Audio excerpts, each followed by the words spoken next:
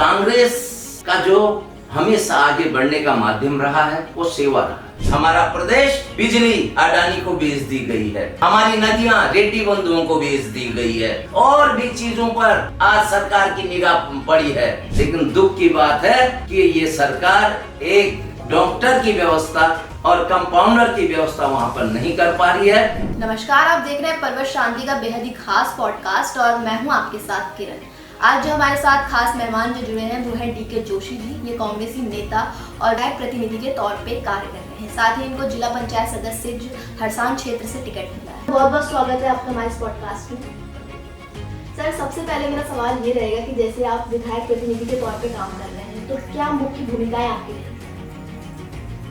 मेरी यहाँ पर जो मुख्य भूमिकाएं रहती हैं, यहाँ की जो मूलभूत लोगों की समस्याएं हैं, जो सबसे दबे कुचले लोगों की समस्याएं हैं, उन तक मेरे नेता प्रतिपक्ष और भाजपा के विधायक जी का ध्यान आकर्षित करना मेरा मुख्य मकसद रहता है।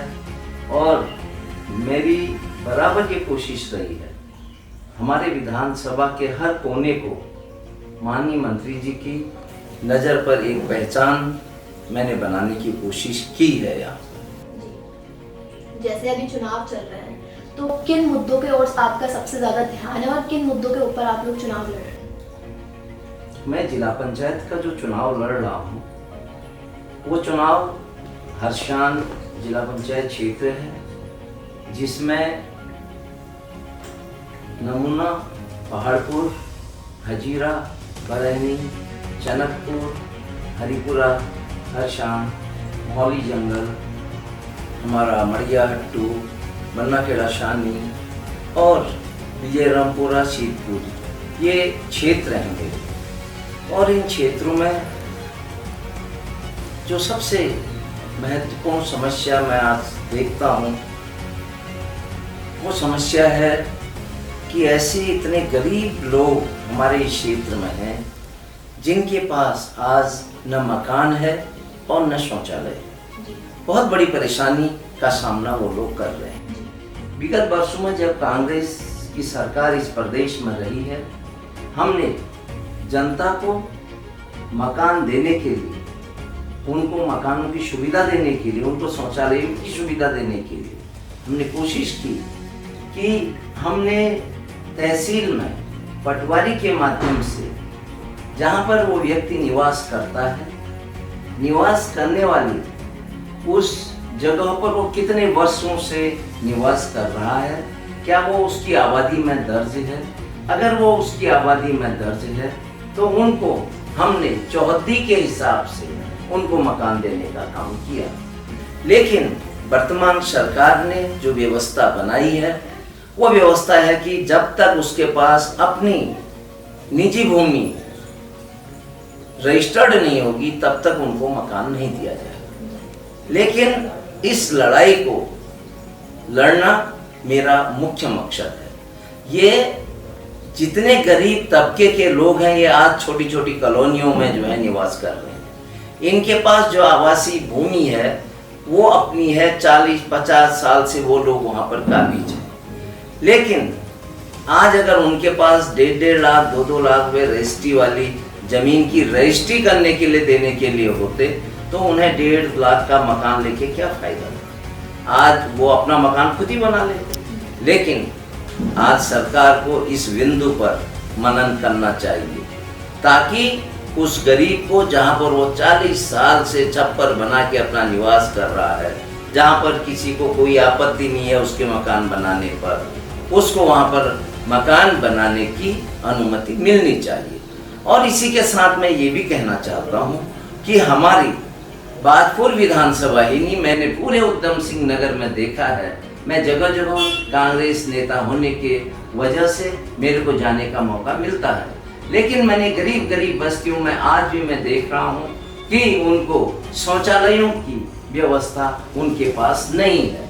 और जबकि हमारा उधम सिंह नगर पूर्ण शौचालयों के लिए सरकार के पास इसका NOC जा चुकी है कि अब हमें कोई भी शौचालय की जरूरत नहीं है। मैं तो आप जैसे पत्रकार बंधुओं से भी कहना चाहता हूँ कि आपके भी अपनी एक सर्वे भेजिए सरकार को कि वाकई क्या शौचालयों की व्यवस्था सभी लोगों को मिल चुकी है या आज भी लोग खुले में शौचालय में जा रहे हैं, ये आप लोगों को भी देखना चाहिए। इसके अलावा हमारे ये क्षेत्र जंगल के क्षेत्र से जुड़ा हुआ क्षेत्र, मेरा ये जिला पंचायत क्षेत्र है। हम लोगों को यहाँ पर हमारी बौर नदी बहती है। हमारे जो ये गांव के लोग थे, ग्रामीण लोग थे, इनको पिछले कई सालों से जब से आज़ादी मिली हमारे लोगों को मकान बनाने के लिए बौर नदी से परमिट के हिसाब से रेता, बजरी और पत्थर मकान बनाने के लिए दिया जाता था। लेकिन 7-8 वर्षों से इस पर भारतीय जनता पार्टी ने रोक लगा दी है, जो गलत है। क्योंकि एक मकान के लिए जो आज 1.5 लाख 2 लाख का रेता बजरी आ रहा है, वो यहाँ के हमारे गरीब लोगों को 10 या 20 हजार में मिल जाया करता था। मैं इसके लिए आने वाले समय में आंदोलन करूंगा और अपने जो मेरे नेता प्रतिपक्षी हैं उनके माध्यम से विधानसभा में इस मामले को उठाने की कोशिश करूंगा। और जो मेरे इस क्षेत्र में जंगल का एरिया है, मैं चाहता हूं चनकपुर, बरहनी, हरिपुरा, हरशान, मोहली जंगल, इन क्षेत्रों में जंगली जानवरों का भय बना रहता है। जब माननीय नारायण दत्त तिवारी जी की यहाँ पर सरकार थी, हमारे पर यहाँ पर सोलर फेंसिंग जो है लगा दी गई थी, जिससे जंगल का जानवर हमारे अंदर नहीं आता था। लेकिन आज के दिन में जो सोलर की जो लाइन थी वो यहाँ से इस सरकार ने उखाड़ फेंकी है। कहीं पर भी सोलर लाइन हमारी खड़ी नहीं है, क्योंकि उसकी सही व्यवस्था न होने के कारण, सरकार ने उसकी सुरक्षा न करने के कारण आज वो सोलर फेंसिंग लाइट खत्म है वहां पर। मैं पुनः एक बार कोशिश करूंगा कि मैं अपने ग्रामीण लोगों को जंगली जानवरों से बचाने के लिए मैं सोलर फेंसिंग यहाँ पर लगाने की कोशिश करूंगा और जंगल के किनारे बसे हुए हमारे गरीब लोगों में मैं सोलर लाइट देकर जंगली जानवरों से अपने क्षेत्र का बचाव करने की कोशिश करूंगा। इसी के साथ एक बहुत बड़ी समस्या हमारे क्षेत्र की है। अब ये हमारा जो चौमासा आने जा रहा है, जो बरसात का मौसम आ रहा है, हमारे इन गाँव को, चाहे वो बरहनी हो, चाहे वो झारखंडी हो, हरिपुरा हो, चाहे वो हरसान हो, जहाँ पर हमारे लोगों को बाढ़ के पानी से बड़ी समस्याओं का सामना करना पड़ता है और हमारे खेत जो है नदी के रूप में तब्दील हो जाया करते हैं। मैं कई बार मैं खुले मंचों से कह चुका हूँ कि आप लोग इस व्यवस्था को ये मत सोचिए कि पानी आज ही आ रहा है, पानी बरसों से आता था, लेकिन उस चीज पर जाइए कि पानी कहाँ से पहले डाइवर्ट नदियों में होता था, जंगलों में होता था। आज वो पुल के किनारे खनन का कार्य कराकर भारतीय जनता पार्टी के लोगों ने उसकी गहराई इतनी नीचे कर दी है कि वो पानी ने नदी का स्वरूप ले लिया है। जबकि हमारी अगर उन पुलों से पानी अगर जंगल की साइड डाल दिया जाएगा तो वो पानी टोटल बौर नदी में चला जाएगा, जिससे मेरे इस ग्राम सभा के क्षेत्र में बचाव कार्य हम लोग कर पाएंगे। इसी के साथ हमारे यहाँ पर एक सरकारी हॉस्पिटल है, प्राथमिक यहाँ पर चिकित्सालय की व्यवस्था माननीय नारायण दत्त तिवारी जी ने की थी, जो हरसान में स्थित है। आज वहाँ पर सही डॉक्टर की व्यवस्था न होने के कारण लोगों को बाहर जाना पड़ता है और गरीब लोगों जिनके लिए उसकी व्यवस्था की गई थी, आज वो या तो बीमारी के बड़ी बीमारी के कारण मर जाया करते हैं या वो लोग दूर तक अपने को दिखा नहीं पाते। अगर सही डॉक्टर की व्यवस्था यहाँ पर होगी तो जरूर वो सारी व्यवस्था है, बिल्डिंग्स बनी है, उनके रहने का साधन बना हुआ है, लेकिन दुख की बात है कि ये सरकार एक डॉक्टर की व्यवस्था और कंपाउंडर की व्यवस्था वहां पर नहीं कर पा रही है। इसके लिए आने वाले समय में इस बात को मैं आगे तक बढ़ाने की कोशिश नेता प्रतिपक्ष जी के सामने रखने की कोशिश करूंगा ताकि वो इस पर सही कदम उठा पाएंगे। जैसे कांग्रेस का भी बाजपुर में अच्छा प्रदर्शन चल रहा है, तो आगे की रणनीति क्या होगी? देखो, कांग्रेस का जो हमेशा आगे बढ़ने का माध्यम रहा है वो सेवा रहा। जब तक हम लोग सेवा को माध्यम नहीं बनाएंगे, अगर हमारा लालच जैसे बीजेपी के लोग कर रहे हैं, हमारे जंगलों को काट रहे हैं, आप जंगलों के अंदर जाइए, जंगल कट चुके हैं, हमारे ऐसे ऐसे ध्वजवाहक वृक्ष आज काट दिए गए हैं, काट के रामपुर वालों को बेच दिए गए हैं और हमारे जंगल खाली हो गए हैं। मैं इसका विरोध करता हूं और मैं हमारी जो कांग्रेस है ऐसे मुद्दों को उठाकर, और समाज के बीच में कौन आदमी को क्या परेशानी है, अगर हम उसकी परेशानी जिस दिन समझने लग जाएंगे, जैसे मेरे कार्यकर्ता कांग्रेस बाजपुर में अगर आगे आ रही है तो अपने सेवा के माध्यम से आ रही है, हर व्यक्ति जागरूक है, हर मेरा कार्यकर्ता जागरूक है, वो अपने क्षेत्र में चाहे कोई बीमार है, चाहे किसी की कोई व्यक्तिगत समस्या पुलिस को लेके है, चाहे कोई व्यक्तिगत समस्या अपने प्रशासन की तरफ से हो, हम उनको उठाकर उन समस्याओं का समाधान करते हैं। और साथ ही आपको एक मुद्दा मैं बिजली का बताना चाहता हूं। बिजली में कांग्रेस के समय में बहुत कम बिल आया करता था, लेकिन आज बिलों की स्थिति इतनी बढ़ चुकी है कि जिसके कारण हमारे लोग जो हैं वो बिल जमा नहीं कर पा रहे हैं। और कहीं कहीं पर तो इतनी अनियमितताएं हैं विभाग में, 5-6 लाख के बिल आ जा रहे हैं, 60 हजार के बिल आ जा रहे हैं, जो गलत है। और इस पर भी हम लोग वर्क कर रहे हैं। और एक बहुत बेहतरीन चीज हम आने वाले समय में इस क्षेत्र में करने जा रहे हैं। आप ये देख रहे होंगे, आज हमारी जो नदी, चाहे वो अपनी दाबका हो, चाहे हमारी कोशी हो, जो 15 सालों में जो नदी केवल 5-7 फीट नीचे गई थी, ये मात्र बीजेपी के दो टर्म में वो नदी 60 फीट नीचे चली गई है। आज जहां ये लोग कह रहे हैं कि हम 1300 करोड़ रुपए का बजट खनन से प्राप्त कर रहे हैं, लेकिन ये भी जवाब दें कि ये कितने साल तक हमारे लोगों को रोजगार मिलता, कितने साल तक हम लोग उस नदी में खनन करते, तब भी वो खनन चल रहा होता, हमारे लोगों को रोजगार मिल रहा होता, एक संतुलित खनन होता, एक संतुलित रोजगार लोगों को मिल रहा होता। और जिस तरीके से नंगा नाच इन नदियों में किया गया है उसका, और हमारे जंगलों में जो खड्डे करे गए हैं उसका हम पर्दाफाश आने वाले समय में करने जा रहे हैं, जो यहाँ के लोगों की मूल समस्या बनने जा रही है। आने वाले भविष्य में हमें पानी नहीं मिलेगा, हमारी नदियां 80-80, 90-90 फीट नीचे चली गई हैं, जिससे पानी भी हमें 250-300 फुट नीचे मिल रहा है, जो 25-30 फुट नीचे मिलता था। ये केवल कांग्रेस की सोच नहीं होनी चाहिए, जन जन की सोच होनी चाहिए। जब तक हम अपने जंगल नहीं बचाएंगे, जब तक हम अपनी नदियां नहीं बचाएंगे, जब तक हम हिमालय को नहीं बचाएंगे, गंगा को नहीं बचाएंगे, तब तक उत्तराखंड का विकास नहीं हो सकता है। जहां तक रोजगार की बात है, हमारे पास 65% हमारे पास वन है यहाँ पर उत्तराखंड के पास। आज उत्तराखंड में इतनी जड़ी बूटियां हैं, उनका आज तक हम इन 25 सालों में सदुपयोग नहीं कर पाए हैं। क्या ये दुख का विषय नहीं? आज हम जंगलों पर उनका अंधाधुंध कटान करके हम पूरे जंगलों को खत्म करने जा रहे हैं। कौन सी सोच है ये भारतीय जनता पार्टी की? इस देश को बचाने के लिए हमें जंगल बचाने पड़ेंगे, इस देश को बचाने के लिए हमें गंगा और हिमालय बचाना पड़ेगा, हमें गौमाता बचाने के लिए भी उत्तराखंड बचाना पड़ेगा। जब हम उत्तराखंड बचाने की बात करेंगे तो हमारे सबसे ज्यादा लोगों को रोजगार उत्तराखंड में मिलेगा।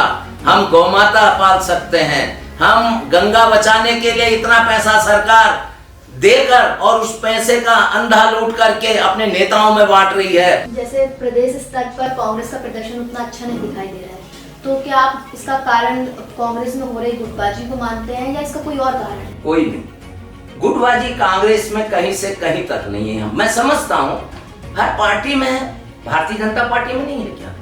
क्या उसमें गुट नहीं है क्या? लेकिन हमारे पास विजन होना चाहिए, हमारे पास विजन नहीं है, हमको एक विजन लेके आना पड़ेगा।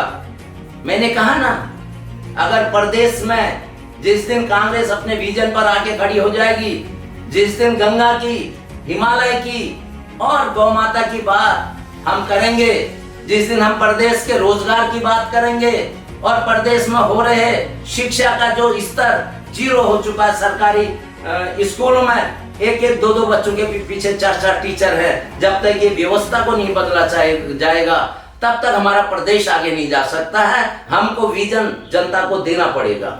और मैं ये भी कहना चाहता हूँ, इसका विजन है। हमारी जो कांग्रेस पार्टी है उसका और भारतीय जनता पार्टी में बहुत बड़ा फर्क है। वो पूंजीवादी लोगों को सपोर्ट करती है भारतीय जनता पार्टी, और हम लोग पूंजीवादी पार्टियों को लोगों को सपोर्ट नहीं करते हैं। हम आम जनता को सपोर्ट करने वाले लोग हैं। हम गरीब से गरीब लोगों को सपोर्ट कर देंगे, लेकिन हम समाजवाद की बात करते हैं, हम सहकारिता की बात करते हैं। हम चाहते हैं रोजगार अडानी को क्यों मिले, यहाँ पर अंबानी को क्यों मिले, रोजगार यहाँ पर रेड्डी बंधुओं को क्यों मिले? क्या हमारे बेरोजगार नहीं है? हमारी सरकारी संस्थाएं बननी चाहिए। जब सरकारी संस्थाएं बनेंगी, वो बिजली भी देखेगी, वो पानी भी देखेगी, वो हमारे हिमालय को भी देखेगी, वो हमारी गौ माता भी देखेगी। हमको हरित क्रांति और श्वेत क्रांति का पुनः एक संगम उत्तराखंड में बनाना होगा। जिस दिन हम उत्तराखंड में श्वेत क्रांति और हरित क्रांति का संगम बनाएंगे, उस दिन मेरे उत्तराखंड को किसी केंद्र की सरकार के सामने भी हाथ फैलाने की जरूरत नहीं पड़ेगी। पर्यटन, हमारे यहाँ पर्यटन की बात करते हैं, ये कितनी असुविधाएं पर्यटन के लिए यहाँ पर हैं, वो आम जनता से पूछिए आप। वहाँ के जो पर्यटन में लोग आ रहे हैं उनसे पता करिए आप, कितनी बड़ी समस्या है उनके सामने। उन समस्याओं को कम करना होगा। हमें मेहमान नवाजी में आगे आना होगा। हमें उन्हें सुरक्षा देनी पड़ेगी।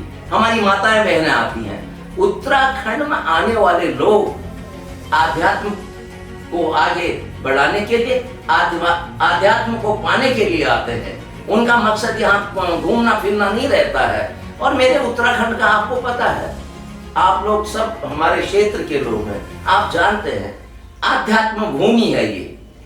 और इस आध्यात्म भूमि में हमारे लोग, हमारे पूर्वज किस चीज के लिए आए?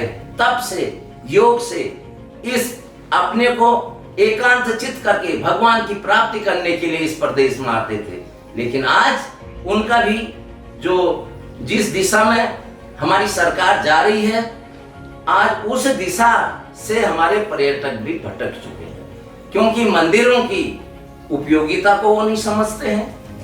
आज हम मंदिर जा रहे हैं, वहां जाने की उपयोगिता क्या है वो समझनी चाहिए। सबसे पहले मंदिरों में हम किस श्रद्धा भाव से जा रहे हैं, इस चीज को समझना चाहिए। पैसे को अगर हम ये बना देंगे कि हाँ पैसा चाहे वो किसी रूप में आए, चाहे वो गंदे रूप में आए, ऐसे पैसे की जरूरत उत्तराखंड को नहीं है, कतई नहीं है। हम उस भूमि में निवास करते हैं जिसको देवभूमि कहा जाता है, और ये प्रदेश देवभूमि के रूप में ही आगे बढ़ेगा। एक ऐसा विजन लेके आएगी, अगले आने वाले समय में हम 60 से ज्यादा सीटें इस प्रदेश में जीतेंगे, ये मेरा मानना है और ये तय है। ये आज मैं आपके सामने कह रहा हूं। आप 2000 अभी जब 27 आएगा, जब आपके सामने, तब आप देखेंगे और तब आप लोगों से कहेंगे कि डीके जोशी जी ने कहा था कि 2027 में हम 60 तक पहुंचने की कोशिश करेंगे और हम पहुंचेंगे। ये मेरा कहना है। जनता की समस्या, जैसे भाजपा की जनता की समस्या है, आप तक कैसे पहुंचती है? आप जमीनी स्तर पे कितने सक्रिय हैं? देखिए जी, ये आपने जनता से भी पूछना चाहिए कि डीके जोशी तक आने का सरल और सुलभ रास्ता होता है। डीके जोशी 10 बजे 11 बजे माननीय नेता प्रतिपक्ष यशपाल आर्य जी के कार्यालय में बैठता है, वहां पर भी जनता की समस्याओं को सुनता है और लोगों को पता है कि डीके जोशी जी वहां होंगे और लोग अच्छी मात्रा में वहां पर भी आते हैं। और शाम सवेरे जब भी उनको मेरी जरूरत होती है, मेरे को दूरभाष पर वो बातचीत करते हैं और जहां वो मुझे बुलाते हैं मैं वहां जाता हूं और अपने कार्यकर्ताओं को भी भेजता हूं, भाई वहां इकट्ठे हुए उनकी मदद करिएगा। जैसे कभी विधायक जी की अनुपस्थिति में आपने कोई कार्यक्रम का आयोजन किया हो, उसमें आपको सहभाग करना, तो उसका अनुभव कैसा था? देखिए जी, अनुभव तो आप लोग भी बता सकते हैं और जनता भी बता सकती है। देखो मेरा जो अनुभव रहा है, जब मैं जनता की लड़ाई लड़ता हूं और उसके लिए मंत्री जी यहाँ पर उपस्थित नहीं होते हैं, तो मैं तो ये समझता हूं कि मैं अपने माननीय यशपाल आर्य जी की सोच को लेके चलता हूं कि उनकी सोच क्या है।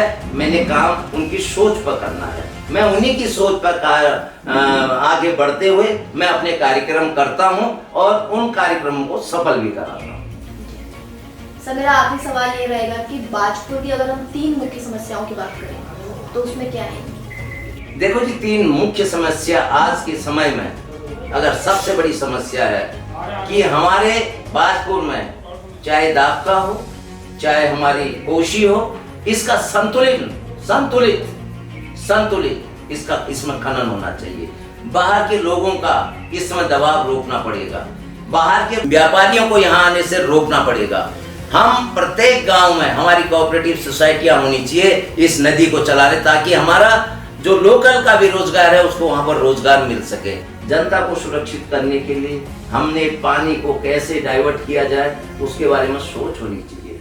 आज सरकार मुझे मात्र 10 लाख रुपया दे दे, 10 लाख रुपए में मैं हरिपुरा, हरसान और अपना ये झारखंडी का पूरा जो पानी आता है उसको रोक दूंगा। अगर नहीं रोको तब आप मुझे जवाब दें।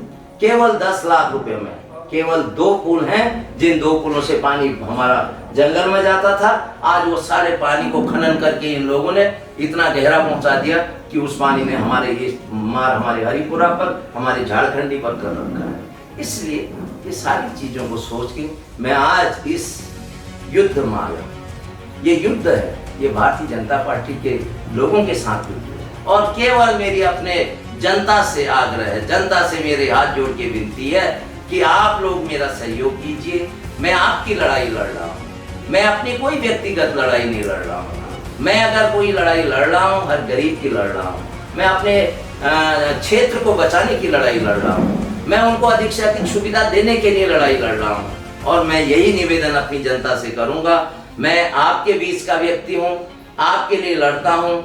मैं गाड़ियों से नहीं, मैं पैदल भी आपके साथ चलता हूँ, मैं साइकिल में भी आपके साथ चलता हूँ, मैं मोटरसाइकिल में भी आपके साथ चलता हूँ। इसलिए मैं आपके हाथ का सरल हथियार हूँ जो हमेशा आपका काम आएगा। यही मैं अपने लोगों से कहना चाहता हूँ कि आप आने वाले समय में एक कांग्रेस के समर्थित प्रत्याशी के रूप में मुझे जीत दें और मैं अपने क्षेत्र को हिंदू, मुस्लिम, सिख, ईसाई हम सब आपस में हैं, भाई भाई के रास्ते पर चलते हुए पूरी जनता को एक करके चलूंगा।